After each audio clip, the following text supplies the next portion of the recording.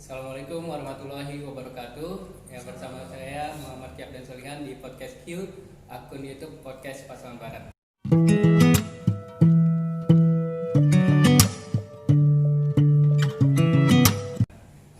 Apa kabar Bu ya? Alhamdulillah. Baik. Ya, bersama kita Insya Allah calon gubernur Sumatera Barat nomor 4 ya Bu ya, nomor 4. Oke, mudah-mudahan dilancarkan, disukseskan dan diberikan berkah yang insya Allah meridhokannya ya Bu ya.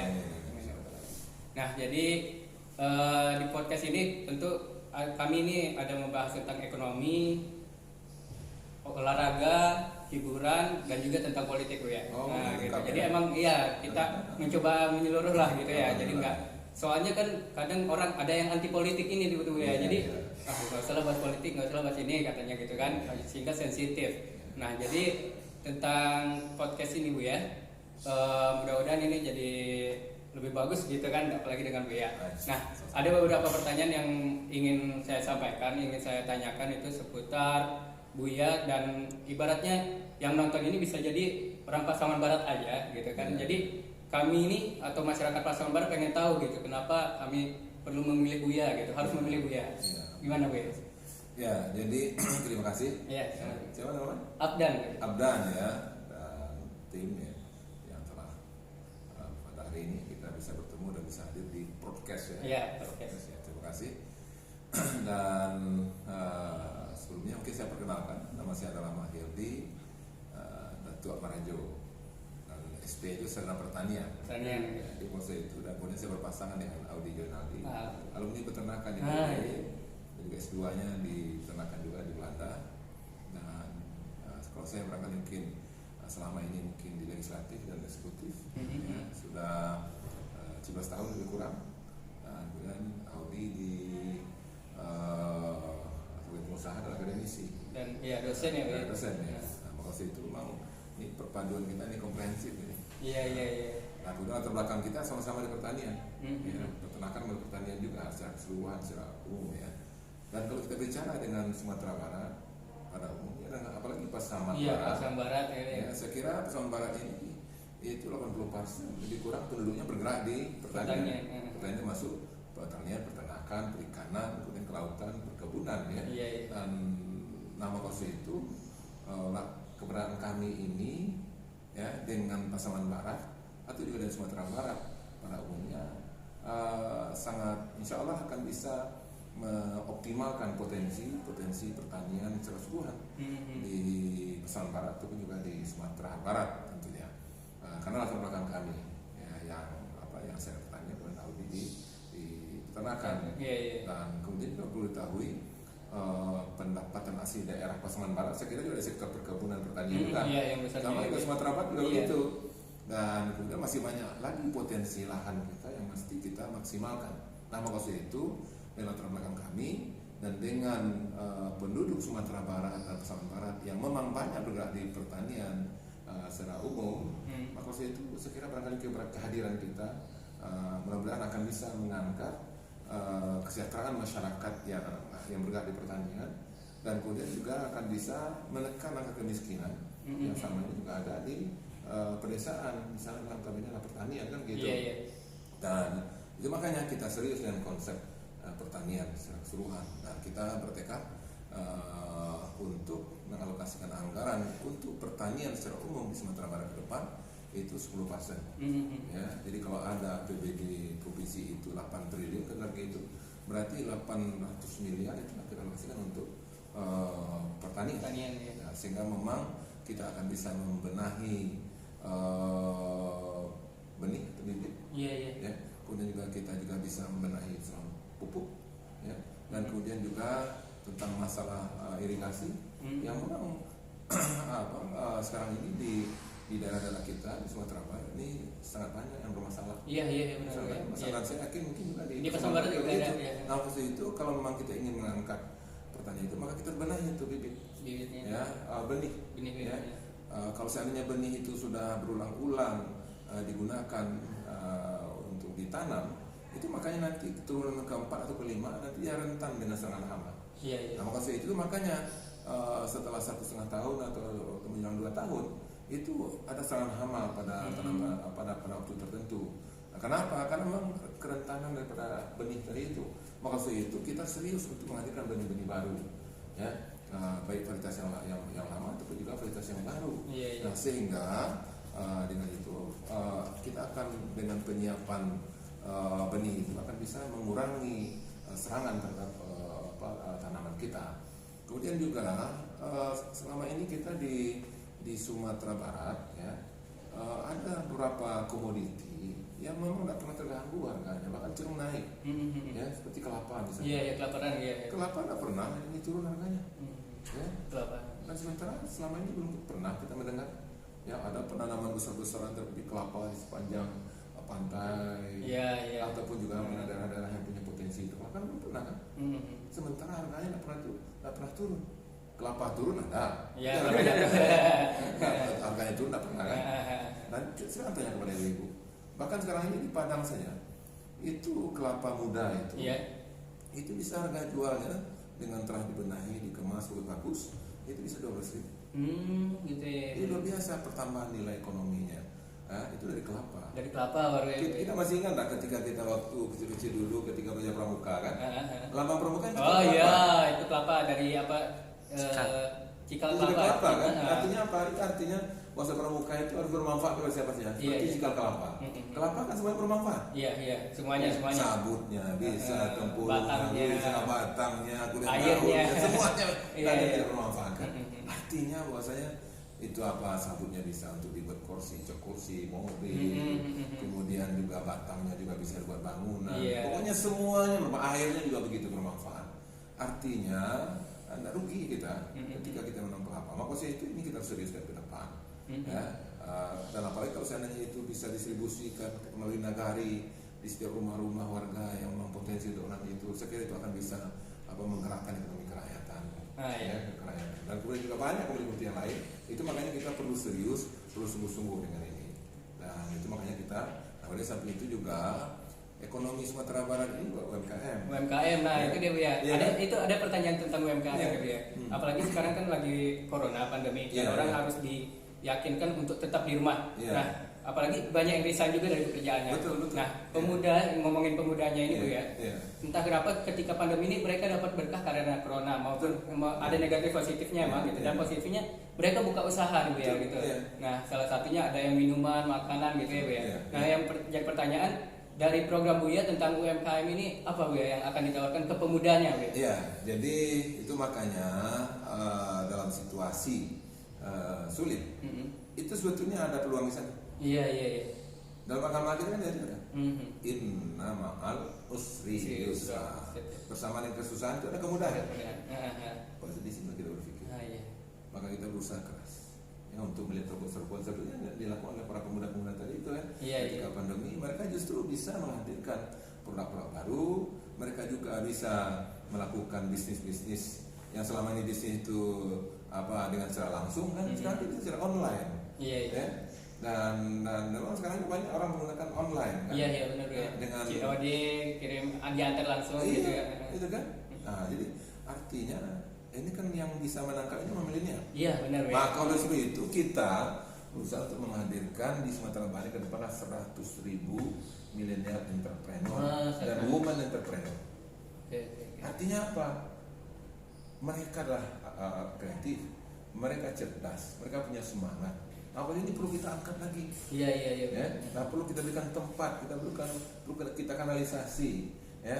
Dan kemudian juga untuk bisa menjamin bahwasanya UMKM itu, maka harus kita merencanakan ke depan BUMD yang ada di Sumatera Barat akan ditugaskan nanti untuk kaitan dengan UMKM ini.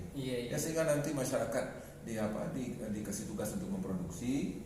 Dan kemudian BUMD ini nanti mengkolek, dan kemudian BUMD ini dengan manajemennya nanti bisa memasarkan kemana-mana. Nah, kerja sekaligus juga nanti BUMD ini juga akan berikan standar. Nah, nanti pemerintah daerah yang akan mengangkat UMKM tadi SDM-nya untuk bisa lebih baik, sehingga nanti bisa menjadi standar apa yang dibutuhkan oleh BUMD tadi, sehingga BUMD juga bisa mendistribusikan kemana-mana. Karena selama ini banyak UMKM yang yang mereka buat sendiri, kemudian pasarkan sendiri, dan bahkan juga mereka sudah bawa sampai ke luar negeri. Ya. Tapi orangnya kan meninggal juga usahanya. Iya kan? Nah, karena memang dia cuma keluarga paling tinggi yang menjalankan. Atau mungkin pribadi keluarga itu kan. Itu makanya ada kewarisannya. Nah, maksud itu kita melihat ini perlu ada mewadahi. Ada tempatnya gitu. Badan usaha milik daerah untuk membantu memfasilitasi ini, sehingga produsen kita bebankan untuk memproduksi dan kemudian kita standarisasi, dan kemudian apalagi pada masa pandemi ini kita perlu dukung UMKM ini dengan modal tentunya, ya kan? Sekarang ini pandemi sudah 8 bulan, modalnya sudah habis, dan kemudian juga tabungan tidak ada lagi, ya kan? Nah, maka itu tidak bisa mereka kembali. Maka itu ini perlu ada kemauan. Apalagi sekarang ini kita sudah masuk kepada resesi. Ya, kalau ini masih makin dalam, tentu ini akan bisa mengarah kepada krisis ekonomi tentunya. Maka oleh sebab itu sekarang kita mengeluarkan uang yang ditahan di bank. Kemudian belanja pemerintah disediakan. Ya, pemerintah segera belanja, tidak boleh lama-lama. Ya, kalau seandainya lambat pemerintah belanja, uang yang di bank hanya tertahan di bank, maka itu tidak akan menggerakkan ekonomi. Maka oleh sebab itu, ya, kita merencanakan kebijakan ke depan itu adalah dengan mensubsidi bagi hasil ataupun juga bunga. Ya, kapan perlu barangkali mungkin untuk Sumatera Barat kita dorong Bank Nagari ataupun juga bank atau BPR atau mana yang siap untuk itu. Silakan memberikan backup kepada UMKM dengan standar yang kita berikan, dan kemudian jika mereka bantu modal, nanti pengusahanya UMKM-nya jangan dibebankan kepada bagi hasil.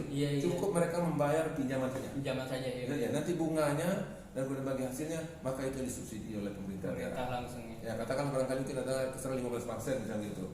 Minta bank mengeluarkan total di Sumatera mungkin 500 miliar gitu kan. Berarti 15% dari 15 miliar berarti dikurang 75 miliar. Maka 75 miliar itu kita sinergikan kabupaten kota Sumatera Barat ataupun juga provinsi, dan kemudian bagaimana kita mensubsidi sehingga mereka tidak dibebankan dengan bunga dengan hasil. Jadi mereka cuma hanya memberikan berapa mereka uang yang mereka memakai itu. Jadi maksudnya harus kita lakukan sehingga uang di bank juga dikeluarkan sehingga tidak tertahan, dan kemudian juga UMKM juga terbantu, dan kemudian nanti bisa kita dorong lagi dengan dana Basnas, kemudian Lazis, kemudian dana CSR ataupun dana pemerintah sendiri, dan kemudian produk-produk itu dibeli oleh pemerintah, dan kemudian maka itu nanti didistribusikan kepada masyarakat yang membutuhkan, yang sangat memerlukan. Jadi artinya dengan cara seperti ini makanya akan bergerak, atau mungkin juga dengan BUMD tadi itu juga bisa mereka memasarkan kepada tempat-tempat yang membantu itu. Jadi maksud itu makanya perlu kita backup dengan BUMD, perbankan, dan maksud saya yakin kalau ini dorong maka milenial, masyarakat yang UMKM ke depan akan termotivasi dan akan bergerak, sehingga makin banyak bergerak ekonomi ini, maka ada hasil juga dijamin untuk kita collect, kita beli. Maka usaha itu tentu ini semuanya akan terjadi pergerakan ekonomi dan bergerak pula masyarakat, sehingga akan terjadi pergerakan pertumbuhan ekonomi. Dan masyarakat pun menjadi sejahtera. Masyarakat tentu akan ada pendapatan yang akan masuk ke kas mereka guna untuk memenuhi kebutuhan harian mereka tentunya. Nah, ini ada pertanyaan titipan Bu ya. Jadi tanyain ke Instagram, ke Facebook, ada yang nanya enggak gitu kan. Dan ada pertanyaan tentang pemuda tadi juga Bu ya. Jadi kenapa Bu ya kayaknya namanya sering merangkul pemuda, bilangnya kayak tadi futsal, baru main futsal kan Bu ya. Nah, itu kan banyak pemudanya, itu kenapa ya Bu ya? Dan satu lagi apa program untuk pemuda di Pasang Barat Bu ya? Jadi kenapa kita mengait pemuda, dan kita harus melihat fakta bahwasanya kita di Indonesia sekarang dapat rahmat dari Allah SWT, yaitu bonus demografi. Apa itu bonus usia produktif, ya kan? Itu dan juga maaf ya, di antara calon lain Bu ya paling muda kan ya, yang calon. Iya, kami termasuk saya umur 54, tahun di 37 berarti 45,5 ya, jauh lebih muda lah. Dan kemudian bonus demografi. Nah, sebagian besar di mereka adalah 40% itu adalah milenial. Ini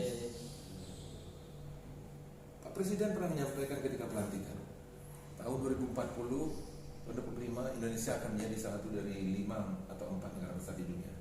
Iya kan? Iya. Kalau begitu 25 tahun atau 20 tahun lagi siapa presiden? Dari yang tahun-tahun sekarang udah berusia. Inilah yang milenial sekarang kan? Milenial sekarang. Yang usia 19, yang usia 20, 25 sekarang. Itu yang akan menjadi presiden nanti. Ya kan? Iya. Jadi kalau memang kita berbicara ke depan dan apalagi untuk menghadirkan Indonesia menjadi satu dari 5 atau 4 negara besar di dunia, maka itu kita harus perhatikan milenial hari ini. Karena mereka adalah pemimpin di masa datang. Syababul yaum rijalul ghad. Pemuda hari ini adalah pemimpin di masa datang. Iya. Jadi kalau memang kita peduli kepada masa depan bangsa, kalau memang kita peduli untuk menghadirkan bangsa ini menjadi bangsa lebih kuat dan kemudian mencapai cita-cita menjelang 100 tahun kemerdekaan kita, Indonesia akan menjadi negara besar di dunia, maka itu mau tidak mau pemuda milenial hari ini harus kita berikan perhatian dan sebaik-baiknya. Ayo alokasikan anggaran terbanyak untuk mereka, berikan pikiran terbaik untuk mereka, berikan niat terbaik mereka, dan kemudian hadirkan mereka dalam banyak kesempatan fasilitasi dan kanalisasi potensi mereka, dan kemudian sehingga dengan itu semuanya itu adalah langkah-langkah persiapan kita untuk mereka siap untuk memimpin bangsa ke depan. Dan sekarang sudah terasa. Kalau kita lihat sekarang ini betapa banyak para milenial, para pemuda-pemuda di Sumatera Bali saja itu yang menjadi calon bupati, kemudian calon wakil bupati, calon gubernur dan calon gubernur. Itu adalah banyak milenial. Saya ketemu ada beberapa orang nama-nama yang tampil itu ada usia masih ada yang 37, 35 sudah dokter. Jadi artinya ini memang kita berikan, maka itu kita berikan perhatian kepada mereka. Untuk itulah kita di samping kita akan menghadirkan 100.000 milenial dan women entrepreneur nantinya, juga kita akan berikan beasiswa kepada mereka untuk melanjutkan pendidikan di luar negeri atau di luar negeri, dan kemudian juga kita harus bersinergi dan juga menghadirkan fasilitas untuk menyalurkan potensi mereka sehingga ke depan mereka lebih siap lagi. Dan ketika kita berbicara masalah pemuda hari ini, berarti kita peduli pada masa depan bangsa. Kalau orang tidak peduli, berarti mereka adalah orang yang tidak ingin bangsa ini menjadi bangsa yang terbaik di dunia untuk masa akan datang. Oke. Ya, luar biasa sekali teman-teman, dan begitulah podcast beberapa waktu dengan Buya. Mungkin Buya ada pesan Buya yang ingin disampaikan kepada teman-teman di YouTube gitu ya. Ya, kepada teman-teman di YouTube baik seluruh yang menyaksikan acara ini, maka saya itu mari demi untuk masa depan bangsa ini, mari kita curahkan pikiran terbaik kita untuk pemuda. Mari kita berikan niat terbaik kita untuk pemuda.